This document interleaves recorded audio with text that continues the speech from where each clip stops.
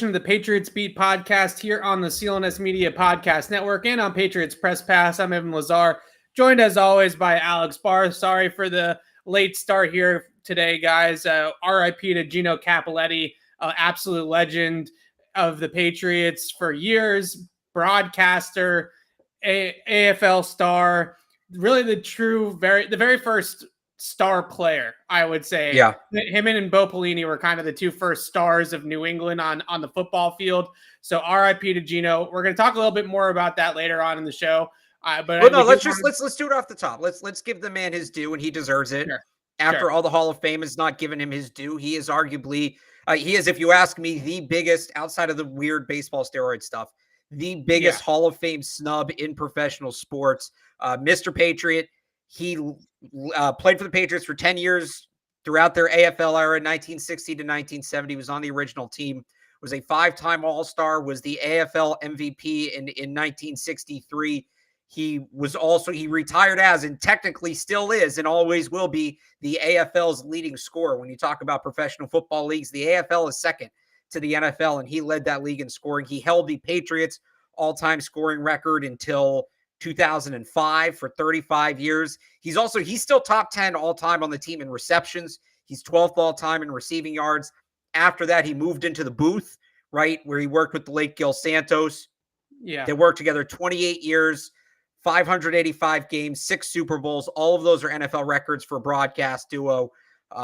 For so many people our age, and really a lot of people, he was the voice of the Patriots for 28 of the first 40 years. But growing up with the early 2000s teams popping in the Super Bowl DVDs, all of that, him and Gil, who has also since passed, Gil died in 2018. Really the voice, the soundtrack of the early Patriots dynasties. And you look at, the last 18 months, because I've been doing some reflecting on this, for us growing up in that era where Boston sports was so dominant. It was Tommy Heinsohn calling the Celtics, Jerry Remy on the Red Sox, and Gino Cappelletti doing the Patriots. Those were 3 voices we heard a lot as kids, and all have passed now in the last 18 years. So, it's a really sad one. He was 89 years old, but a guy who I think, when you talk about the history of the New England Patriots and really the history of professional football, the modern era of professional football, somebody who gets overlooked quite a bit and certainly deserves his due. And I'm happy he gets it today, and I hope he gets it more going forward. Well said. And I think the bummer about it is that you almost hope now that they don't put him in now that he's passed, because he deserved to be there.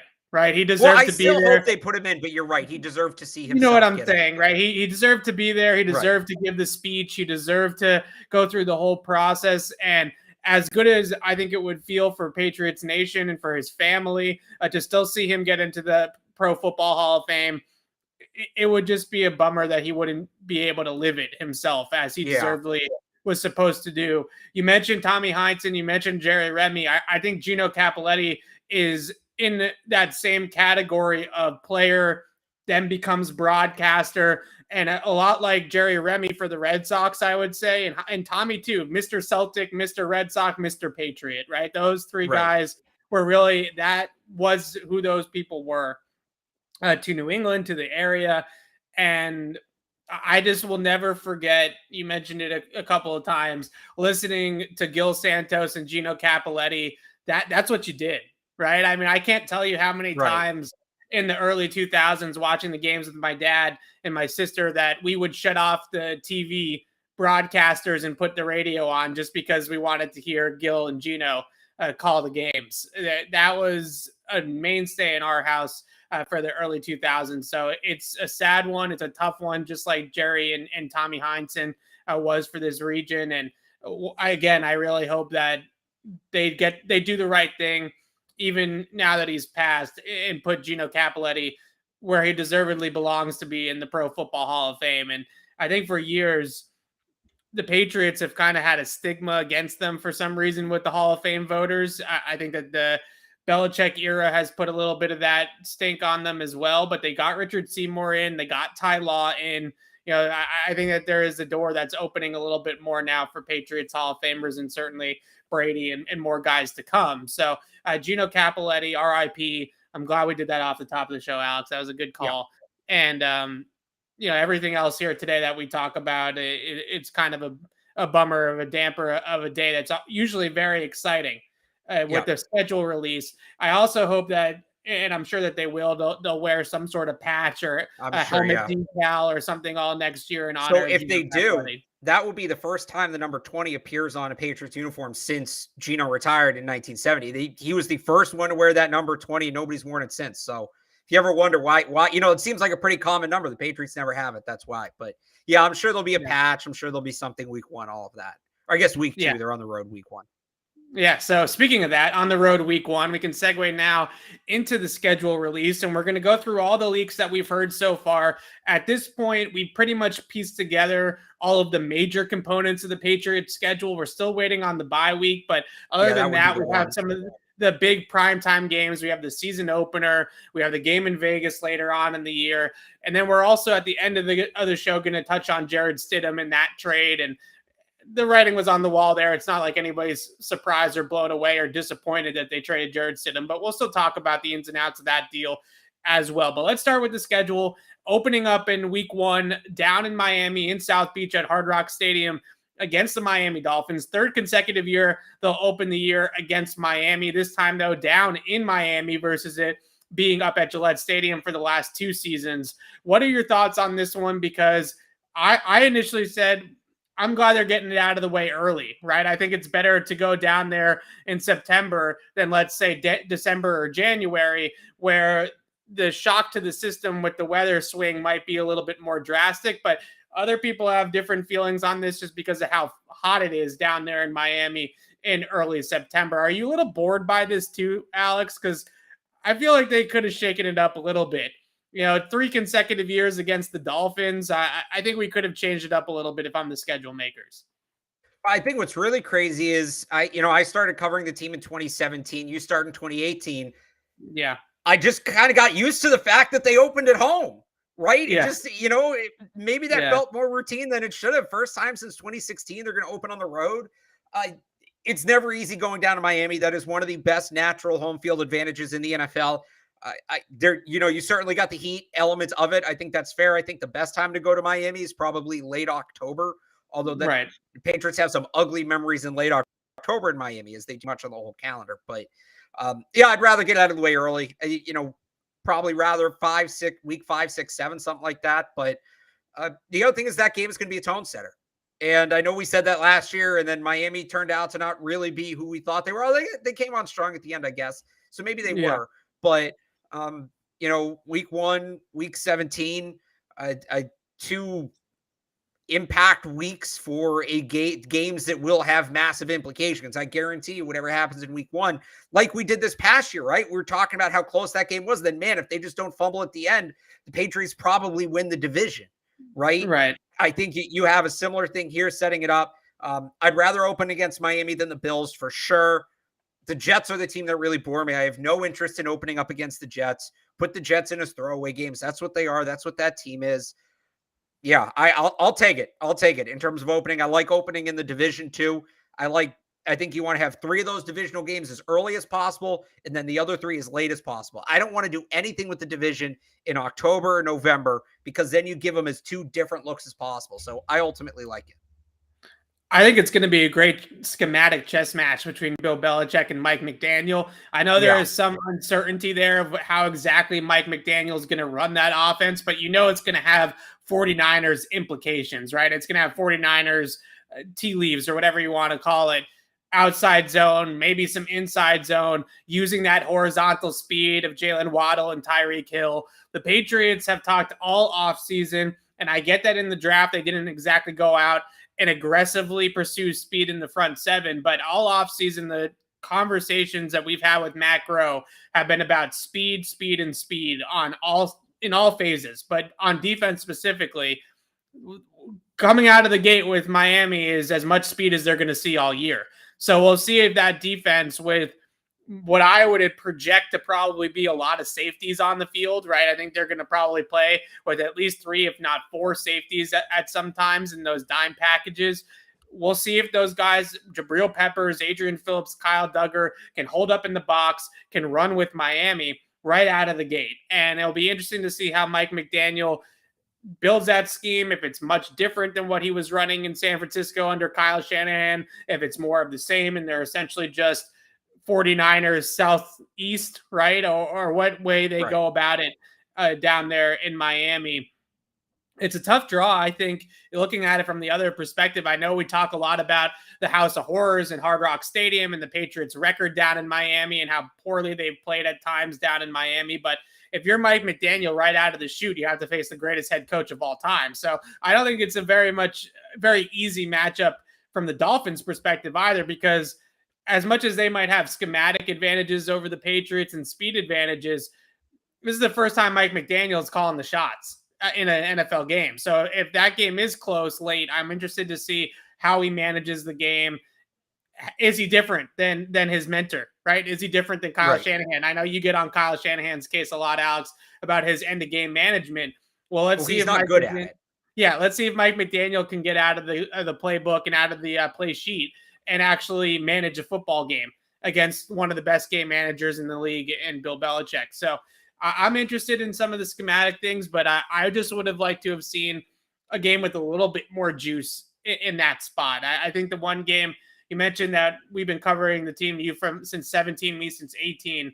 I remember in 19, it was Pittsburgh week 1 at Gillette, when Pittsburgh was still Pittsburgh, right? When they still had Big Ben and Le'Veon and Antonio Brown. That was a really fun week 1 game. Like that was like, let's go out and do this, right? Well, they didn't have Antonio Brown at the time, I guess, but they had the rest of the No, the Patriots had Antonio Brown at the time. Patriots had Antonio Brown. Messed that one up.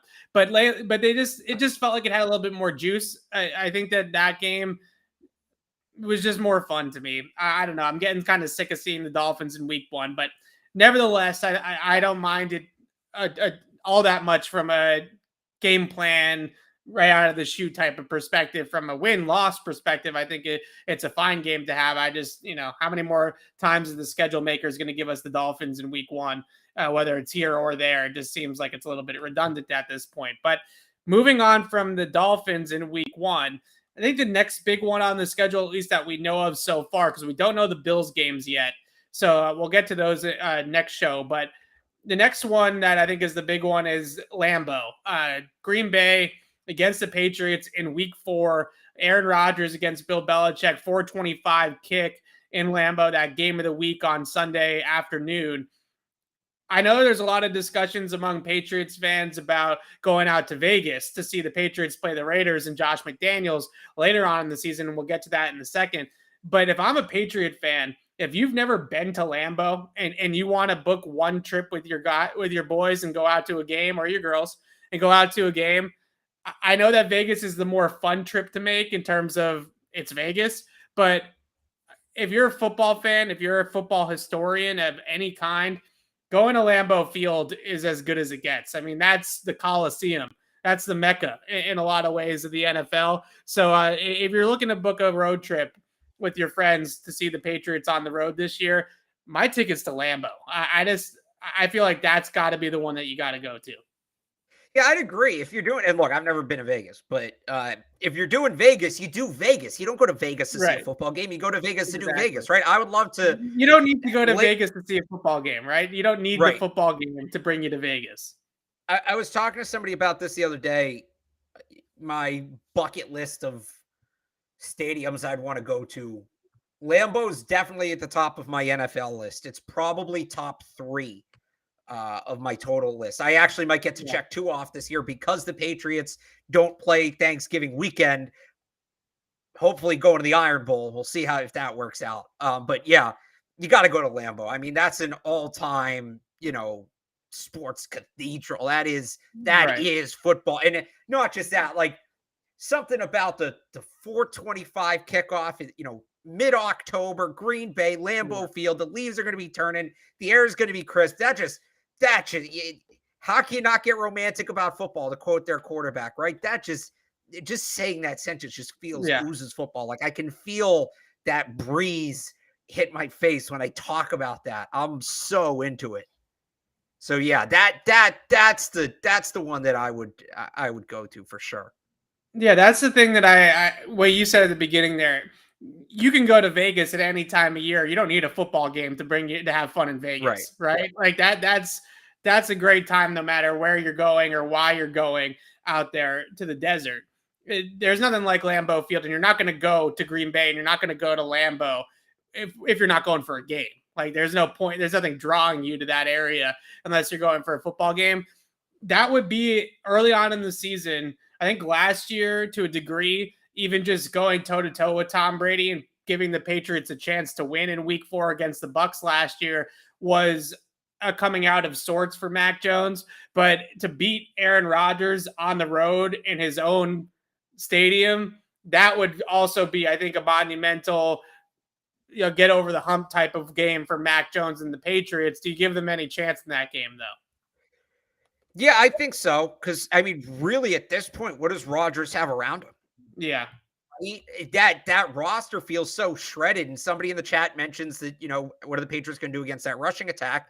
And I think that that's fair. But beyond that, I think that'll ultimately be a close game. I don't know that I'd pick the Patriots straight up right now. I mean, we're still too far out, but I think that game will be closer than some people realize.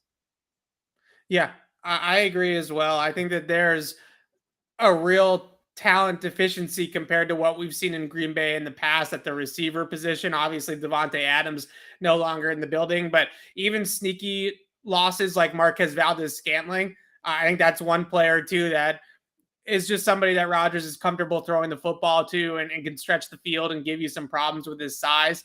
That Green Bay receiving core is not the same. It's going to really put Aaron Rodgers to the test to see how much of an MVP he truly is. So I'm interested in that game, fascinated to see what the Patriots can pull out on the road in a really tough environment.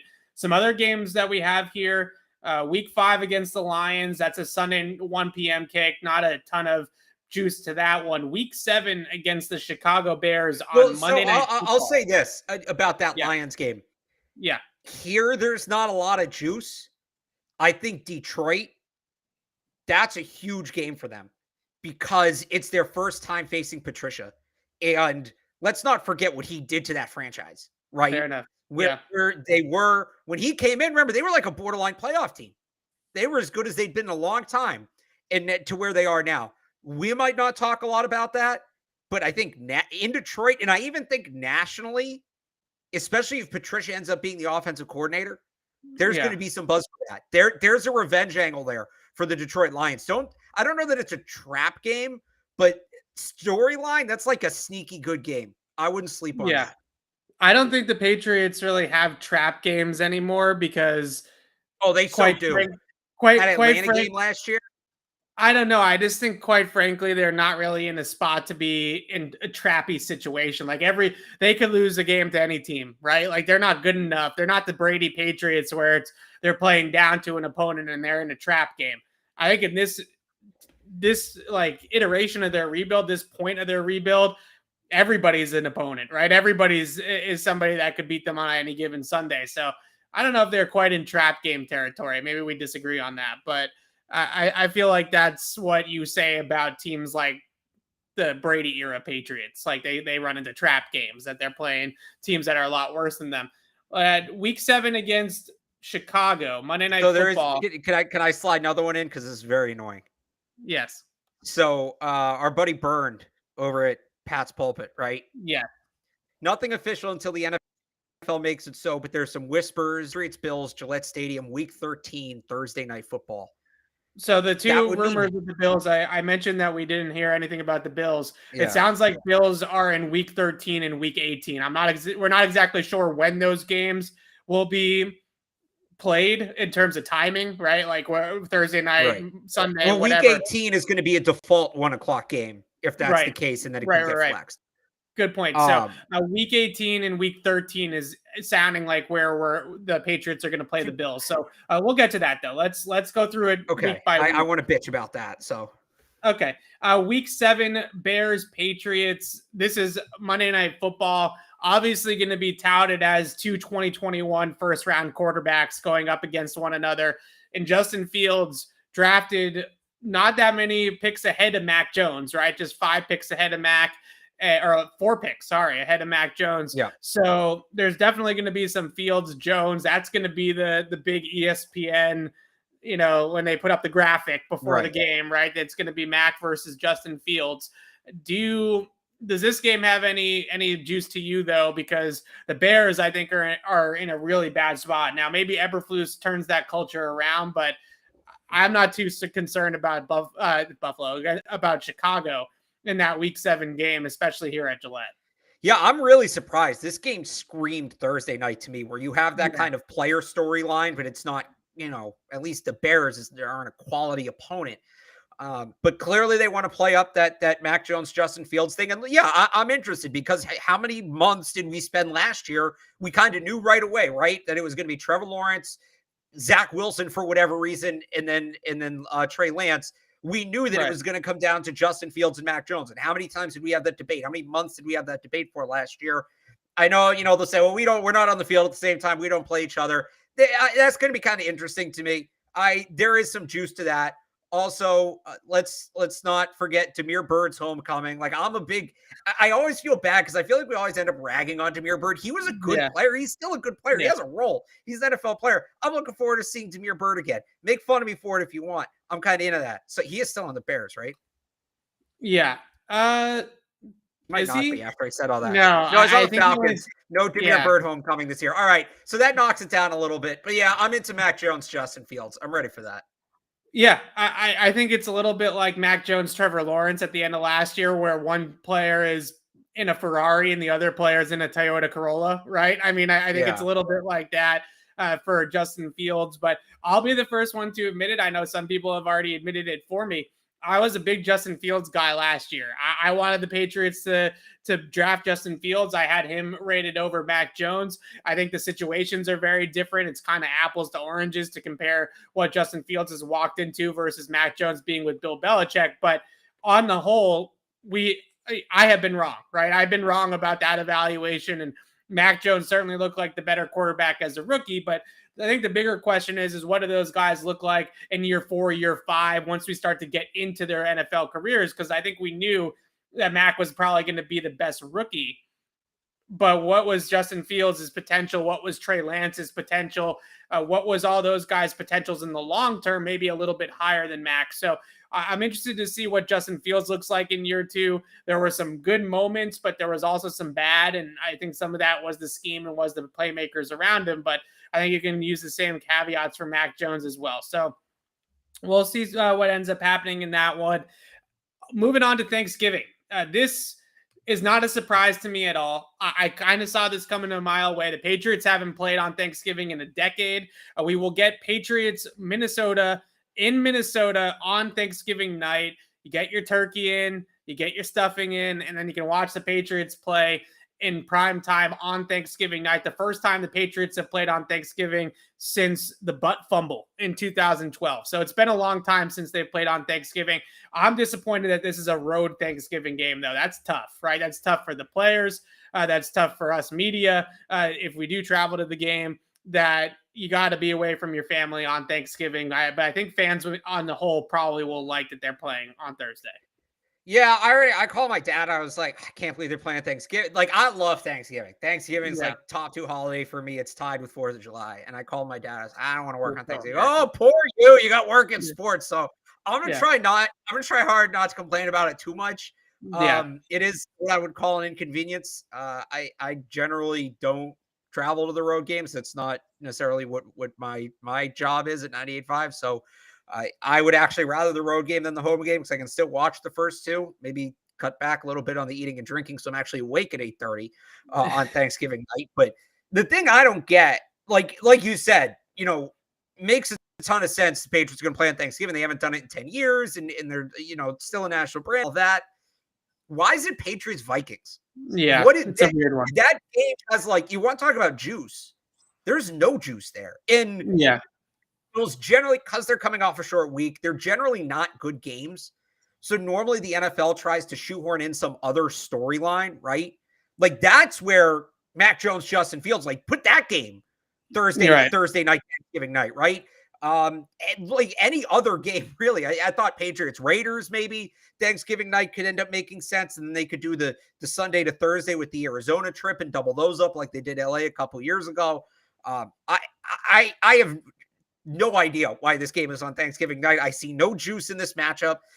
The Patriots haven't lost to the Vikings since 2000, Belichick's first year. I think they're 4-0 since. Maybe the juices, it's the Patriots' first game back in that stadium, first time in that stadium since Super Bowl 52. Right. Like that. It's their first time there officially as the visitor. I don't know. It's that, I think, is probably going to be the biggest storyline from a TV perspective. And then on Twitter, you're going to get all the jokes about Mac Jones and Kirk Cousins being the same person, right? Like that. Those are the two storylines that I can come up with. Is how many people That's over not even juice, though.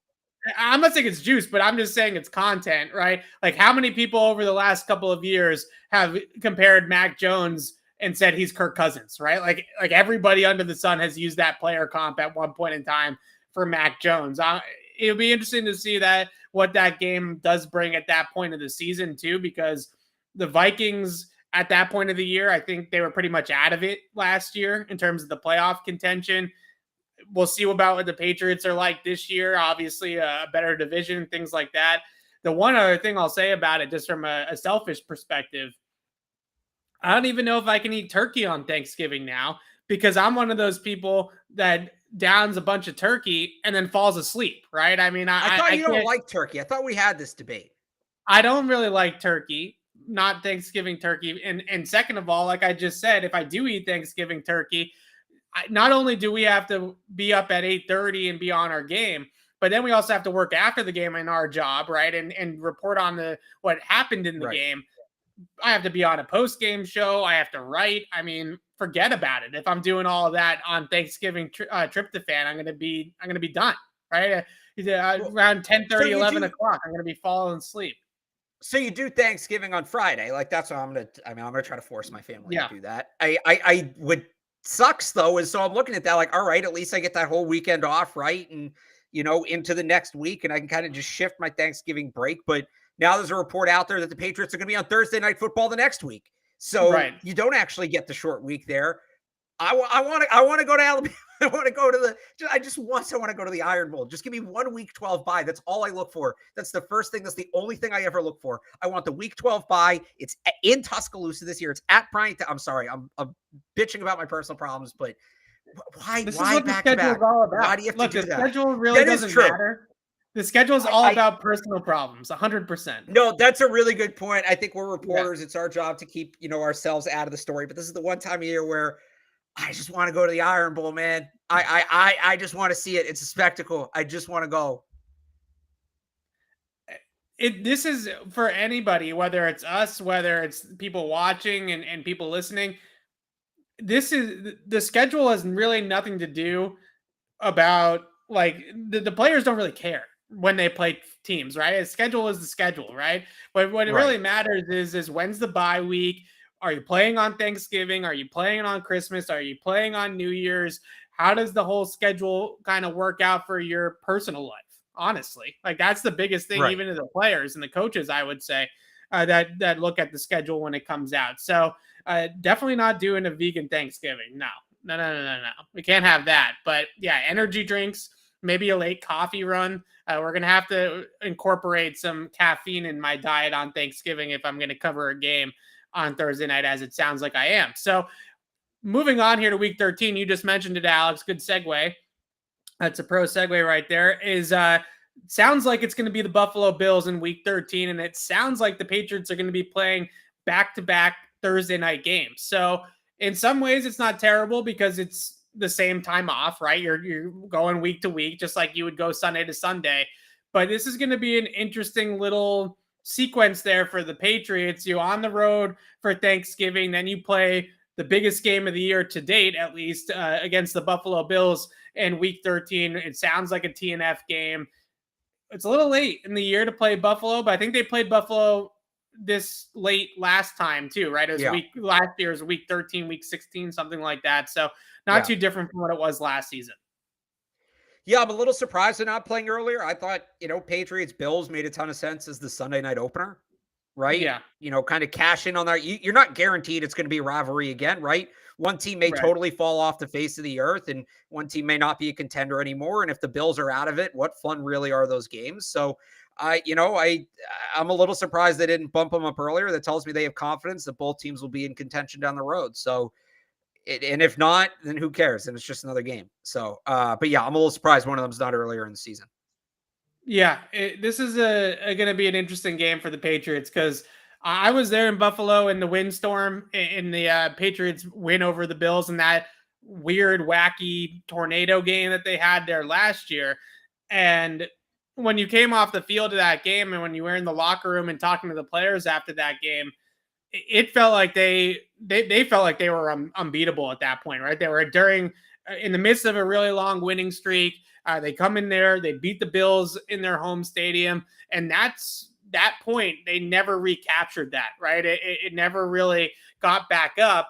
And based off of what we have heard and kind of piecing together some of the leaks, Week 12 sounds like it's Minnesota on Thanksgiving. Week 13, it sounds like it's Buffalo on Thursday night, or not necessarily in Buffalo, but on Thursday night. It wouldn't surprise me if the Patriots then have a bye in Week 14 this year again, and then they have that Week 15 out in Las Vegas against the Raiders. It's setting up very similarly for the Patriots as it did last year, where even if you get a statement win in Buffalo, then you have the whole bye week thing again, and you get a little bit worried about them letting go of the rope again like they did last year. I think too. I mean, I was kind of looking for Vegas and Arizona are both kind of heavy trips, right? Yeah. Remember in 2020 when they had, the 2 games in LA, Right. I don't remember which order they played them in. I think they played the Chargers first, right? They played the Chargers on Sunday night, and then they had the Rams on Thursday, like the next week, so they could do it as a one-off. I was kind of thinking and hoping we might get that with Arizona and Vegas. I know they're not in the same stadium close, but those are, I believe, the only 2 West Coast road trips, right? In 2020, they also had to go out Seattle. They did that earlier in the year, but knocked those 2 out in one. Now it looks like they've got to do 2 separate West Coast road trips. You hope those are spaced out. Obviously, we're keeping an eye on when that Arizona game is. You want it within the first 6 or 7 weeks of the season, depending on when the Cardinals bye is for the DeAndre Hopkins suspension. But I Thursday night bye in late November, early December. That sucks because a lot of this, and I think this was part of it last year. I hardly think it was the only reason they collapsed. I don't think it was the main reason they collapsed, but we know this. Pro athletes are creatures of habit. We all are, but pro athletes, they like their habit. They like their routines, all of that.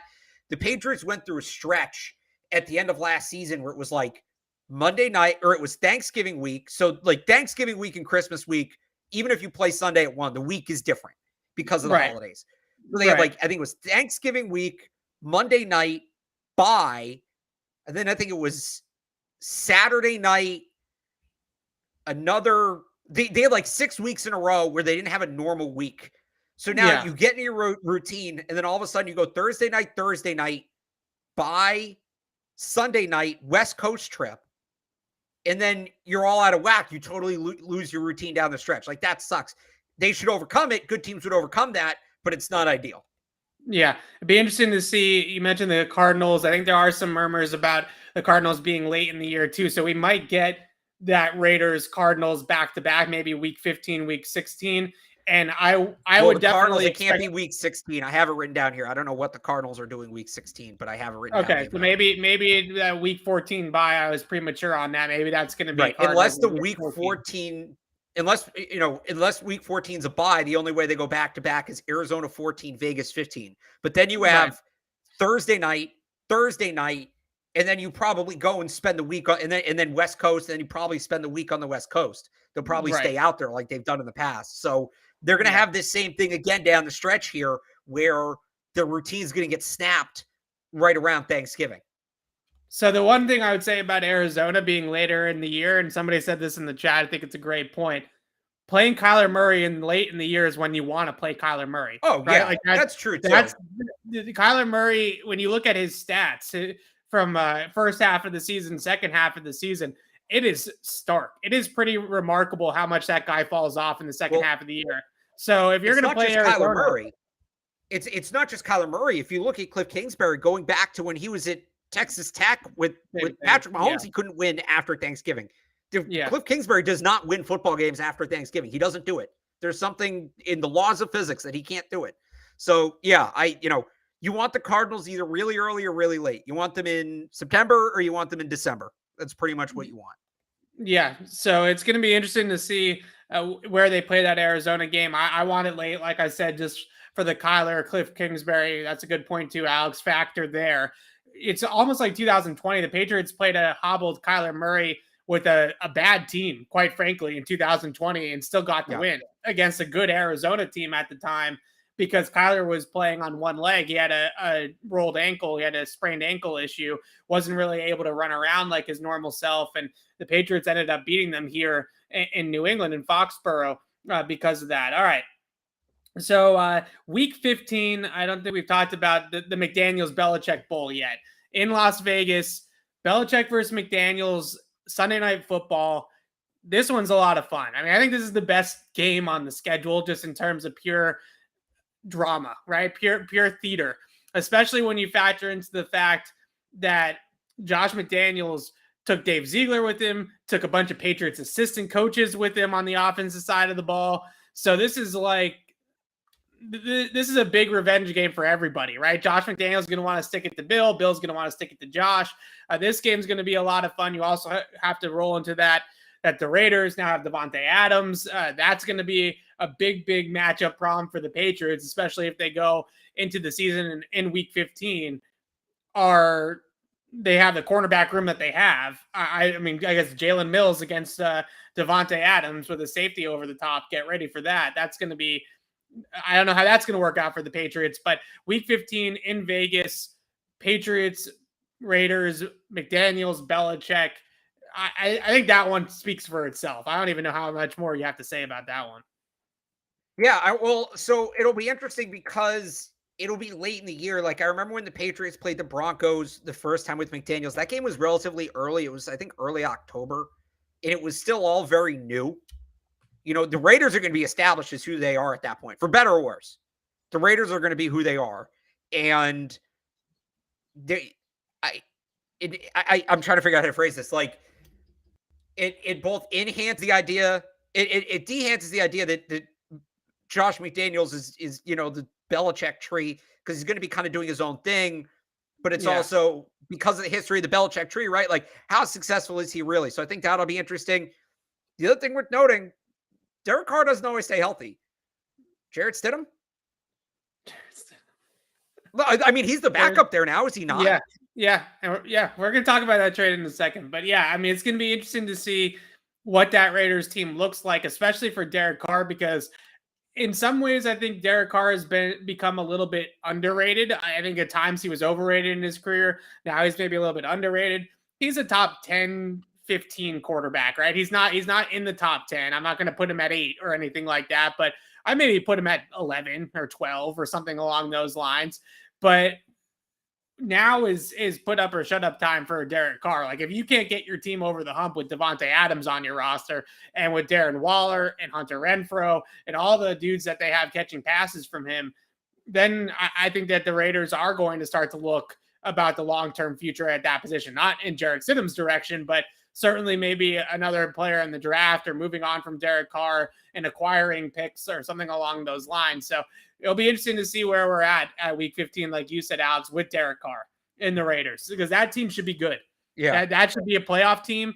They should be an issue. They should be a problem for teams, especially on offense, to match up against. As long as they piece it together defensively well enough, they should be a really, really good team. So it's going to be interesting to see what their record is once we get later on in the year there. So week 16, some murmurs about this being the Bengals in week 16, the defending AFC champs. Like that. Yeah, so that's going to be an interesting one. That's the Trags Bowl for us, though, right? Trags coming home to. Is that here? Do we get to see Trags? We get to see. Well, that's awesome. Yeah, we get to see Trags week 16 in Foxborough. Week 17, it's also in Foxborough against the Miami Dolphins, and the Patriots reportedly wrap things up in week 18 against the Buffalo Bills. So that's sort of the end of the schedule there for you. any of those games, I mean, obviously we'll have a lot of fun with the Trags Bowl. That's going to be our highlight probably the whole regular season. But any of those games really stick out to you? I think Week 18 against Buffalo could be at 1:00 if the Patriots have a good year and they're maybe in contention for the division. That could be flexed, right? That could be a island game on Sunday night where the Bills probably still ahead of the Patriots by a game, but if the Patriots somehow win and get some weird permutations going, maybe they can still win the division technically. I could definitely see that Week 18 game against Buffalo being flexed into Sunday night. Look, it could also be we don't know what Miami is. Let's say Miami comes out, they're clicking, right? That could be for a wild card spot between the Patriots and the Bills. Very well could. So, that's going to be a big game. I think that's a potential flex game. Yeah, I mean, that one stands out. I think Cincinnati late is tough. Unless we'll see what the new offensive line looks like. How beat up is Burrow at that point of the year? But yeah, they did get a lot better on that line, though. Yeah. The interesting thing, if it all plays out this way, will be the first time the Patriots open and close like both on the road since 2016. It's a little tougher when you do that. Those are big games. Those are big emotional games. It helps to be at home at those games. Patriots have had that for almost half a decade now. Last year was the first time in 4 years they didn't close at home, and then this year will be the first time in 5 years they don't open at home. Yeah, so it'll be interesting to see. I think that Week 18 game against Buffalo is going to be one that has the chance to have a lot of juice. We'll see if the Patriots. It's interesting. Maybe the MVP race is close, and for one of those quarterbacks, and maybe Mac Jones just needs a little bit more to put him over the top. And we'll see if the other guy can come in and pull off the upset. Yeah, it'd be interesting to see if that game has juice from a Patriots angle, right? Like Buffalo's going to be right there. They're going to be playing for something in Week 18, or maybe nothing because they're resting all their guys because they've already clinched everything that they could possibly clinch. The Patriots got to hold up that end of the bargain to make that game in Week 18 as fun as it could possibly be. So we'll see what ends up happening there. That's the rundown of the schedule. The bye week will be in there somewhere. We're still waiting on confirmation of when exactly the bye week will be. But not Week 12, though, or 13. That's kind of the template. That's kind of the outline, if you will, of the Patriots schedule as we know it right now. And these are all confirmed leaks, I should say, from reputable reporters. They're not going off of. Well, no, they're unconfirmed. They're unconfirmed because the official thing is at 8 tonight. Sure. They're unconfirmed leaks from reputable reporters. We're not going off of, the NFL leaks _ right? Like that's not what we're going off of here. So hopefully that ends up being. So hang on, let's run. So off the unofficial reports, we have games week 1, 4, 5. Do we have 6 or no? No, I don't think we have 6 yet. Okay. So 1, 4, 5, 7. Yes. 12. Do we then jump to 12? Yeah, 12, 15, and 17. 12, 13, 15, 16, 17, 18. So right now for bye weeks, we're looking at 6, 8, 9, 10, 11, 6, 8, 9, 10, 11, 14. I'll take 9's the perfect bye. 9, or I think I said 10 too, right? 9 and 10, like that's 9, 10, 11. That's where you want to be right there. You want it to be as close to you want it to be later in the season, but as close to the middle as possible. So that's, again, with the 18-game season, 9 or 18-week season, 9 would be right in the middle. I'd take 10 and 11 too. Actually, not 11, because then you get shortchanged a long week because you're on Thursday Night Football the next week. So 9 or 10. Fingers crossed, 9 or 10 for the bye week. 9 or 10 is the preferred bye week. And we want to talk about one more Patriots thing.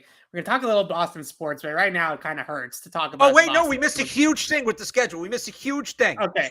Oh, no. What is the schedule? Oh, no. Generally, NFL teams will tie uniform news to the schedule release. This is the thing that happens around the league. The Patriots don't do it because they don't really have alternate uniforms. They got to go with the Reds on Thanksgiving, right? So that's a road game. Red and purple are too close. Minnesota hasn't worn white at home since 1964. They did it for 3 quarters of a game. They wore purple for the first quarter. They wore white for the second 3 quarters. I don't know why they changed. Unfortunately, I don't have enough information here. Now, if they bring back the white throwbacks, those things rule. They've worn them once since 1992. That could work. Patriots and white throwbacks on Thanksgiving. But The general point is when the Patriots put the schedule itself out, like when they officially do it, I wonder if whether it's today or maybe in the, to start next week, I would think if the red jerseys are coming this year, which hasn't been confirmed, but there's been a ton of breadcrumbs. If the red jerseys are coming this year, I would think we know. I would think we find out by Tuesday's show. I would think that there's a strong chance that we know by this time on Tuesday. And we will do the entire show on the Patriots uniforms. I'll wear mine again. I'll wear mine. I remember I put it on. I have a Gerard Mayo. I have Gerard Mayo. I also have Steve Grogan, that throwback too, with the red. I don't actually know if I have him here. They might be at my parents'. I might have to grab them, but I'll wear the red jersey when we get that confirmation. Okay. All right. So now we can wrap up the schedule, right? Now that you got your jersey talk out of the way, we can wrap up the schedule. Want to talk about? I got asked about that so many times. People want to know about that. It's honestly one of the number one questions I get also when I do mailbags and stuff like that is when we do Q&As, we always get at least one person that comes in here and asks us, when are they wearing the throwbacks? Are they going to wear this color combination ever again? So people are interested. I'm not going to deny that. I can't deny that. All right. Jarrett Stidham. The Patriots this morning reportedly trading Jarrett Stidham to those Las Vegas Raiders for a day 3 pick swap, a 7th round pick in Jarrett Stidham for a 6th round pick in 2023 is the official deal. Basically giving away Jarrett Stidham so they didn't have to cut him. Essentially, what is going on here. No surprise whatsoever that the Patriots made this move after drafting Bailey Zappi. Really, since 2019, the Patriots, there was some hope for Jarrett Stidham in that 19 training camp and preseason. He looked good as a rookie.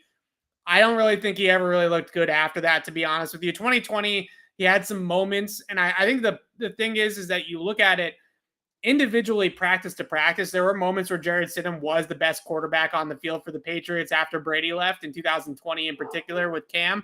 But then it just one practice, he would make like 4 or 5 ridiculous throws. Then we come back the next day at training camp and he had 5 interceptions, right? Like there was no consistency. It was waffling all over the place with Jarrett Stidham. I just think the lack of consistency is what ultimately spelled the end for Stidham here, even as a long-term backup low-end starter in terms of backing up a guy like Mac Jones. You just want, even out of the backup, somebody that's a little bit more locked in and a little bit more consistent with their ability to throw the football. And Jarrett Stidham just never really got there. And I think some of the articles all of us wrote, I mean, I won't speak for you, Alex, but I know I wrote once upon a time there. Jarrett Stidham. Oh, right. Yeah. That was during your COVID year. I wasn't there. Your hiatus. Oh my goodness. All of us wrote articles at some point in time trying to sell, I think, ourselves on the fact that Jarrett Stidham had some upside and had some potential. That was all a mistake. Like none of us ever should have done that. I mean, that was silly. Looking back on it in hindsight, especially looking at how good Mac Jones played as a rookie, Jarrett Stidham was so far from even that. So I just think that was a big mistake. What was your take on the Stidham trade? I wish we still had the video. Do you remember? Because we were live on the air when they picked Stidham. Do you remember my reaction? Yeah, you did not like the pick. Yeah. I shot my head back. I slinked down in the chair. This is what Jarrett Stidham was always going to be. A fringe backup. And Bailey Zappi is better now than Stidham ever was. Yeah. They gave it a shot. I don't necessarily think the 2020 season goes any differently if they don't bring in Cam Newton. They got something for him. It's great. McDaniel's probably helping them out, doing them a favor, probably doing Stidham a favor too. Yeah, giving him a job. I don't know how long Stidham's on the market. If he gets cut, he's probably waiting a little bit. So I'm happy they got something for him. I also let me point out this. When we did the show on Tuesday, what did we talk about at the end of the show? Patriots are probably going to add a tight end, and they were probably going to move Stidham. Since that show, they've added a tight end, and they've moved Stidham. People should listen to us. Nice. And that was not inside information. That was just inferring. That was just knowing how the Patriots operate. So I'll go one step further here. In the past, we've seen the Patriots make a point of keeping 4 quarterbacks on their roster for camp. Bill Belichick talked about that last year when Stidham got hurt and they signed Jake Dogala. He talked about we need the numbers. Maybe that's to Eric King. They listed him as a quarterback, although we'll see what that is. But I wouldn't be surprised if the Patriots add another, camp arm quarterback here. Nobody major, but Garrett Gilbert got cut by the Raiders to bring Stidham in. I'd rather Gilbert. But maybe the Patriots bring him back. Some people have brought up Jake Dolgala. I don't know if he's on a roster right now, but I wouldn't be surprised if between now and July 20, whatever it is that training camp begins, if the Patriots don't bring in another quarterback. Jake Dolgala is on a roster. Evan, you want to guess what team Jake Dolgala is on? Green Bay Packers. He was at one point, but no. No, he wasn't. Yeah, that's why I guessed them. They do wear green. They do wear green. The New York Jets? Nope. Oh. Who else wears green? You're thinking too small. You need to think outside the box here. Oh, God. Is this like a CFL team or something like that? It is the Saskatchewan Roughriders. Oh, my God. And the CFL season just began, so I would imagine that they're not letting him go anytime soon. So the last thing I'll say about this Jarrett Stidham trade, I don't want to rag on the guy too much, but I actually think that he has some potential to at least last in the league as a backup. That guy, I don't really know if he has the drive or the want to, though. Like, what's the show that you always talk to me about? Blue Mountain State, Alex Moran. Alex Moran. Is Jarrett Stidham not an Alex Moran type, right? Just a guy that is very, very content with being an NFL backup quarterback, right? That's very content with being on a roster, having a good time, hanging out with his wife. Like that's Jarrett Stidham's life, right? I don't know if Jarrett Stidham is in the lab at 6 a.m. Working out and throwing the football and working with Tom House and doing all these things. He did work with Jordan Palmer for a little bit, I think, but not a whole lot of want to or drive there from Jarrett Stidham, which I think has really hurt him in his career. Last thing, 2019 draft, Alex, horrible. Looks absolutely horrible. I hate doing this. Like, it's one of my least favorite things to talk about, but it is a talking point that's going to come up. Basically, Damian Harris is it, right? You have Nikhil whoa, Jake Bailey. Okay. You have Nikhil, you have Juwan Williams, you have Damian Harris, you have Chase Winovich, and then you have I have it right here. Do you want me to read it off? Yeah, it's not pretty, but do it. Nikhil Harry in the first, Juwan Williams in the second, Winovich Harris, Yadni Kajust in the third, Stidham and Yelder Froholt in the fourth, Byron Cowart, Jake Bailey in the fifth, Ken Webster in the seventh. So Byron Cowart, not terrible. Like, that's an end of the roster player that I think when healthy can make a team. But man, you look at that top of that draft, really Damian Harris is the only player that's played and played well. Well, Winovich had some windows. I mean, he had 11 sacks in 3 years. Fair enough. Here's what I would say. If we want to hold a referendum on the 2019 draft, I know people can't wait to put the final nail in this coffin. Yeah. Today's not that day. You don't need to take a victory. Like, we knew, most of us, those who had their head on straight, knew when they took Stidham, this is all he was. He was a career backup. This is how it was always going to end. Yeah. Like, you don't need a victory lap on Jarrett Stidham. You didn't. I just think what's crazy about it is that in most likely scenario, Nikhil, Juwan, they already traded Chase Winovich. They've already traded Jarrett Stidham. All those guys are not only going to be, not really great draft picks for the Patriots, but they're also all going to be shipped out by the team before their rookie contract. Froholt's not on the team. You look at all their first through fourth round. It's the guys left are Kajust, Harry, and Williams. So that's what I was saying. Like, if you want to hold your referendum on the 2019 draft class, you don't have to wait much longer. You can do it when Juwan and when Nikhil are gone, which is coming. Very soon. That's when you get to do it. You don't need to do it today. There's no reason to do it today. You just look like a hater doing it today. Nobody thought reasonably that Jarrett Stidham was going to be the saving grace of this draft class. He was never going to get a second contract. This is who he was always going to be. Do your victory lap when they get rid of Nikhil or they get rid of Juwan. Those guys were brought in to bridge the gap and hopefully help save the franchise. We're not doing the 2019 draft class sucked because of Jarrett Stidham. It's not what any of this is. That's not what any of this ever was. All right, that wraps the show from a Patriots perspective, but don't log off because we got to do a few minutes on of the Boston Sportsman. I don't even want to do it, quite frankly, Alex. Like, I don't even want to talk about this. I want to do it. Here's your referendum. Let's do our referendum. Let's talk about inability to build a roster. Let's do this right now because this has been a problem for the Boston Celtics since the end of the Big Three era. This team does not, has not, will not value rebounding or size. And I know it's the modern game and shooting threes and all of that. It is basketball. Size matters. You can't teach height. And look, he's had a great playoffs. They got 6'8" Grant Williams down there on the block. Yeah. There is no reason for that. That should be Tice Or I get Robert Williams can't play 25 minutes. I get it. He can't give you 5 at this point. You can't dress him just in case. I mean, rebounding matters, and it's killed this team time and time again for the last 5, 6, 7 years. You go back and you look at their worst losses. They all have the same thing in common. The other team just cleans up on the offensive glass. 17-5 last night in favor of offensive rebounds, including the killer. I know people want to knock Marcus Smart tonight. He's not innocent in all of this. He's certainly not. But the problem in that game, it was a roster construction issue when it comes to rebounding. It was a coaching issue as well in terms of who they had on the floor in that minute. And also, I would say ahead of Marcus Smart, I'm not blaming Jaylen Brown for this, but they took Jaylen Brown was red hot. They took him off the floor for 5 minutes to start the fourth quarter. There was no reason to do that. They were coasting. They thought they had that game won. They had a chance to twist the knife. Instead, it got flipped back on them. So there's a number of reasons they lost last night. Rebounding, coaching, Marcus Smart, all of it. That was a pathetic showing, but it was not a departure from what we've seen from this team for the last 5 years. The post Big Three Boston Celtics, as we've known them prior to January 2022, reared their ugly head again last night. It's a damn shame because they were going to do something special if they just held on.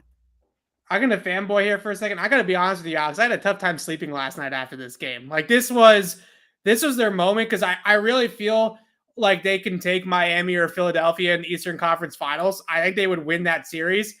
They just got to get through Giannis. They just got to get through Milwaukee. And it's not easy. It's much easier said than done. I realize I don't even know that it was Giannis.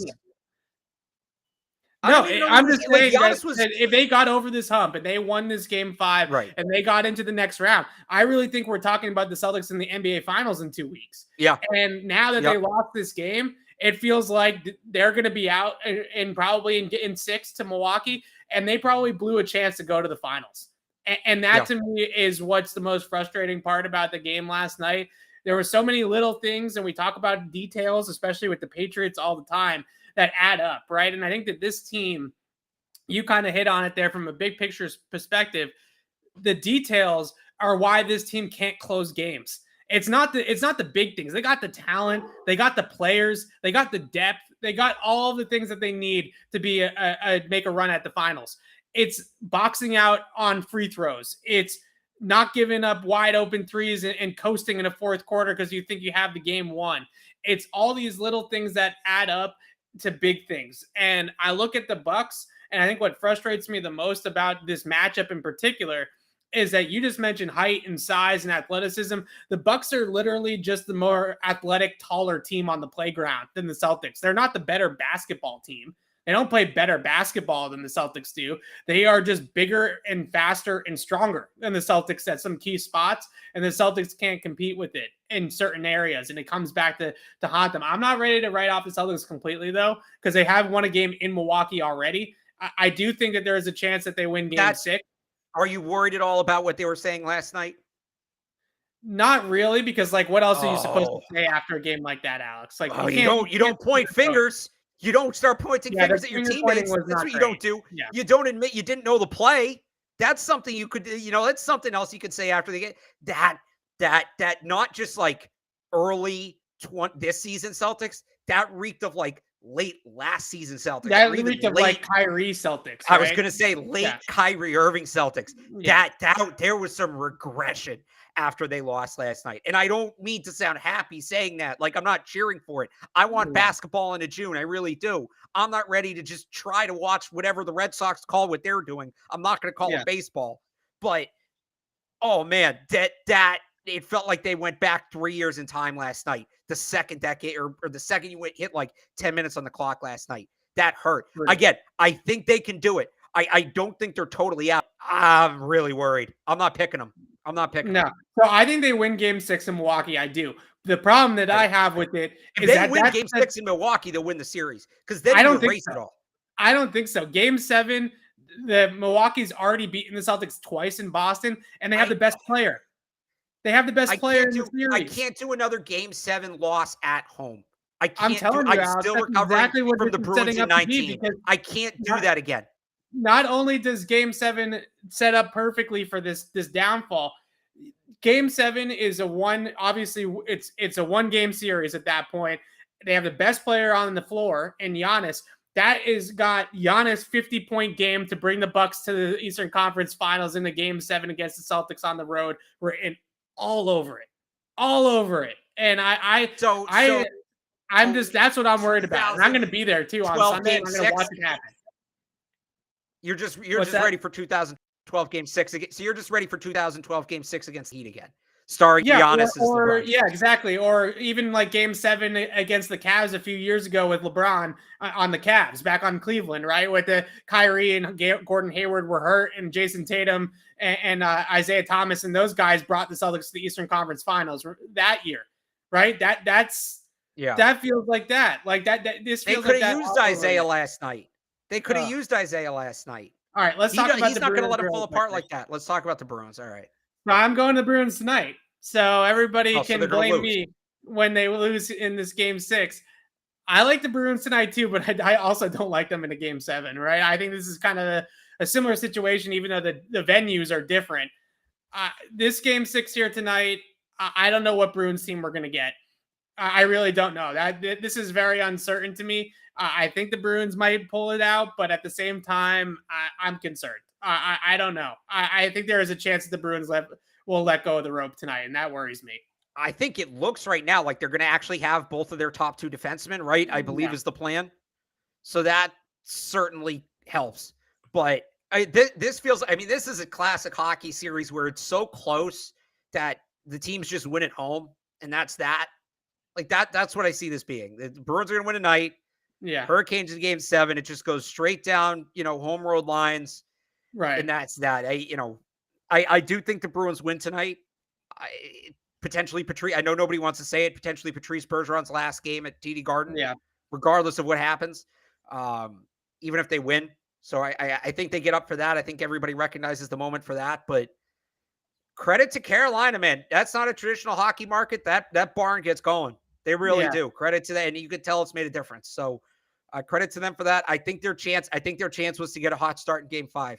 They need to get a hot start in Game 5. They need to punch that team in the mouth. Instead, they let Tony freaking DeAngelo score a momentum-changing goal. And look, the rest weren't great, obviously, but it is brutal. The rest also did try to give it back to the Bruins a little bit late. I know it was maybe a little bit too late, but that Tony DeAngelo call in the third period was a gift, and the Bruins just did nothing with it, right? So it works both ways. Here's my rule. This is my personal rule for myself. I hate people bitching about the refs because I think at the end of the day, maybe not within the same game, but over the course of a season or years or whatever, I think it all ultimately evens out, right? Look at the Patriots. Sugar Bear Hamilton, phantom roughing the passer, and then they got the tuck rule, right? As much as people want to bitch and moan about all the calls the Patriots got in their favor for the last 20 years, go look at the previous 40. So I don't like when people complain about the refs because I think at the end of the day, if you got screwed, the other team probably got screwed at some point before. That being said, I give myself one game a year across all the sports. I get one game a year to blame the refs. And I normally save it for football season because you don't know, right? You burn that game in February, and what if there's some BS that happens in October, right? I burned it. It was Celtics-Bucks Game 3. Yeah. I said, this is it. This is my game for the year. I'm blaming the refs. The refs absolutely porked the Celtics in that game. So I can't say it was the refs' fault. I can't. I'm handcuffed. I'm handcuffed. It wasn't, you hope it'll even out. Like you said, maybe it did even out late in that game, but you hope it'll even out. Shout out to the person from DC, by the way, listening to us complain about our teams in the playoffs and all of this. And the Caps have made a run, but I hope I'm wrong with this take, but our teams are in the playoffs, but are they really contenders? Right? The Celtics are. They should be. If they're not, that's on them. I just want to give a shout out. They don't play like it. I just want to give a shout out to the DC person for having we're not doing this conversation and then go watch Carson Wentz. No, quick on the Red Sox. Really quick. No, we have to. If Chaim Bloom trades Xander Bogaerts in the AFC East, we run him out of town. AL East. If he trades him in the AL East or the AFC East, because he's quick, maybe he can play running back. We run him out of town. No, I get if you're out of it and Bogaerts isn't going to resign, you can get a prospect, fine. It hurts, but fine. But do not trade that man to Toronto. Do not trade that man to Tampa. Do not. And I know it's new agey and rivalries don't matter and it's all just math and we have to take emotion out of it. If they trade Xander Bogaerts to the New York Yankees, when I sit back, there's no coming back. There is no coming back. That is my Red Sox take. All right. I'm going to the game. I know everybody in the chat is on me. They're saying, don't go, Evan. You're cursed. Although the Celtics, the last game I went to, the Celtics did win. That was game 2 at home, right? Or in this Milwaukee series. I was there. Probably their best game they've played the entire playoffs, honestly. Best game they played against Milwaukee for sure. So I think the curse has been lifted. I'm going to the game. I don't care what any of you say. And Alex and I will be back on the podcast on Tuesday to break down the defensive side of the football. On Tuesday's show this week, we talked offense. We went position by position all the way through the depth chart, all the way through the 90-man roster, and discussed all the different options, permutations, all the different things the Patriots could possibly run into on offense. We're going to do the same thing on defense. We're also going to talk about special teams on Tuesday, and then next Thursday, we'll do a Q&A or something like that along those lines. So Tuesday, Thursday, again next week. NFL schedule release in under 3 hours here, T-minus 3 hours roughly to the NFL schedule release. So I'm sure Alex will have plenty of content on 98.5thesportshub.com. It's almost as big of a mouthful as CLNSmedia.com. That one doesn't roll off the tongue either, so I can't talk. But both of us will have schedule release content, instant analysis, all that kind of stuff for you guys this evening and tomorrow. So go and make sure you check out both websites to get all of that content over the next couple of hours. Thanks so much for humoring us with the Boston Sports Minute and for listening to the podcast here today and this week. And we'll see you guys next week. Go Bruins, go Celtics, and let's hope that the Game 6s extend to Game 7. See you guys next week. Go Game 7.